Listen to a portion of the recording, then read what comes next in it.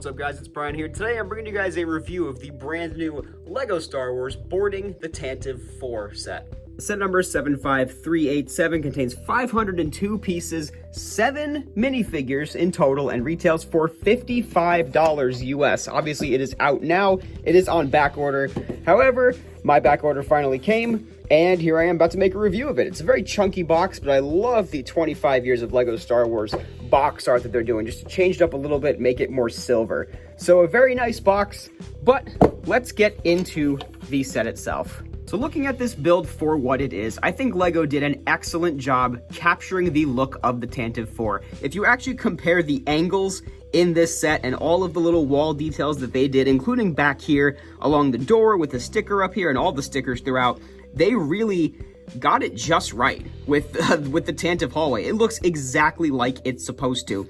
Obviously around the back here, you just get some mechanisms and stuff, and there's not much back here, but that is okay because it is not meant to be looked at from the back. This is meant to be played with from this angle right here. This is your zone of play, and displayed as well.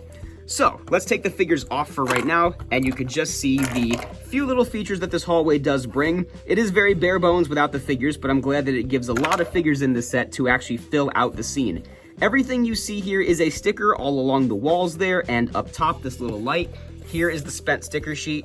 Not much to it, which is very nice to see. And this door over here is printed. I love how they did these door frames to make that iconic look of the Tantive. This whole thing just looks very iconic. It looks very much like the Tantive. It is unmistakable in how recognizable it is. But I love the way they did the door, and I love this feature, which is really one of the only features of the set. In addition to these little flickers down here, we're going to talk about the flickers first. Very nice way to add some play value to the set, and it makes sense to have 4 of them for the 4 troopers so that they can have their little battle shooting each other, and you can flip them like so all over the place. Very, very fun. But the best feature is by far the door, and it opens and closes just like that. Opens up like this, revealing this charred mess back here that shows all the little burnt details. And I absolutely love the way this works. And I like that you can have it, you can open it from 2 sides. You can open it from up here, which if this was just the way it opened, would have been fine.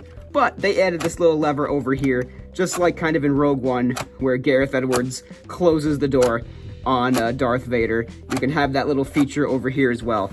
It's very satisfying the way it works. Absolutely love it. Love this feature. Again, incredibly satisfying.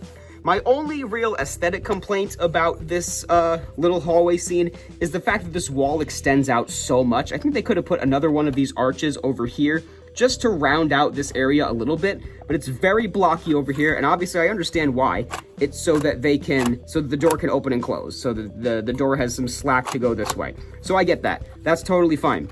But I do wish it was a little less chunky over here. They had one more arch over here, but that's really it. I think the aesthetic behind this is absolutely perfect.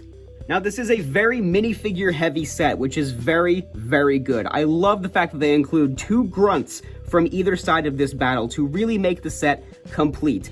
And these minifigures are pretty darn good. All of these Rebel Troopers here, these 2 Rebel Troopers with they both have the same head with the alternate face that you can see between the 2 of them.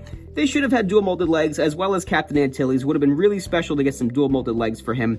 But none of these figures are new. This is a slightly updated version of Captain Antilles, but it is definitely the cheapest way to get him by far. I love the way that they have their silver blasters, and Captain Antilles' alternate face right here is so that he can be choked out by Darth Vader, of which the set does include a little clear cylinder so that he can be force choked by Darth Vader, which is a really nice touch.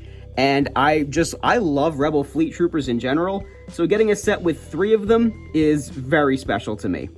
And the other 3 figures that are included in this set are on the opposite side of the battle with 2 Family Guy Stormtroopers and Darth Vader. None of these are new, but here are the head prints that are underneath the Stormtroopers. You have this guy right here who's fairly common, and then this head, which is in the newer dark skin tone. It's lighter than reddish brown. It's somewhere in the middle. I forget the name of it. But that's a very useful head as well. I'm glad that they're putting more diverse faces for Stormtroopers, and also just for the sake of your collection.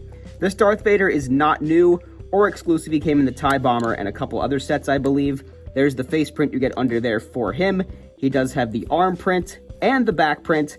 However, this figure is not very accurate, as my friend Mayday Figs has pointed out many times to me, that this should be closer to the Rebels variant of Darth Vader, because his robes are in slightly different positions during the scene in A New Hope, and it's the first time we ever see Vader. So that is a little disappointing, but honestly, I wouldn't have noticed unless Brian pointed it out to me, so thank you, Brian, for that. Now, because the set is also celebrating the 25th anniversary of LEGO Star Wars, you do get a 25-year of LEGO Star Wars anniversary printed plate right here, as well as the special anniversary version of ARC Trooper 5s, even though it's not technically an anniversary version because there's no anniversary printing anywhere on him. He's just an exclusive minifigure to this set. Very, very cool that they are doing these anniversary minifigures, that the Darth Malak and the R2, Saw Gerrera is coming up in the Sith Infiltrator, and a couple others down the line as well. But this has been a highly talked about minifigure. I like it. I prefer LEGO purism over customs in general. I just like things that are more accessible to me, and I don't have like the serious clone brain that some other people have. I don't really care about the terrible inaccuracies of the helmet or whatever else it might be, because I really don't even notice it that much. Maybe I'm not as hardcore of a fan as some of y'all out there, but I just don't really care that much. I just am very happy to have a 5s that is very, very good to me. I love the printing on his face, that he has a little smirk, and the 5s tattoo. This cloth piece, I'm gonna see if it can bend any more than it actually can. I've bent it a little bit, but I'm gonna try to bend it a little bit more. He does have some back printing as well as that brick-built backpack. A printed-on waist cape, unfortunately, which stinks, but I'm just glad that we do have the cloth pauldron. That is very important to me. But yeah, this 5s minifigure, to me, is great, and you really can't tell me otherwise. Here are the leftover pieces that come in the set. You can kind of see what's going on down here. This extra plate is so that you can connect all of the anniversary plaques, and you do get a full set of the headgear as well. These 3 Technic pins are so that you can connect this Tantive 4 Holloway to another one, which, looking at the pictures, I think that's kind of silly, so I'm not going to do that, or I'm not going to buy a second one. I think this set is just fine the way it is. So let's talk a little bit about price and value for boarding the Tantive 4. The way that I see this set is that $55 includes the 5s tax for $5. So I'm going to leave 5s out of this value discussion for now, and look at this as a $50 set, because let's be real, if this was a $5 polybag, we'd all buy it. So, leaving off the 5s tax, $50 for what you see here. 6 figures, a complete hallway.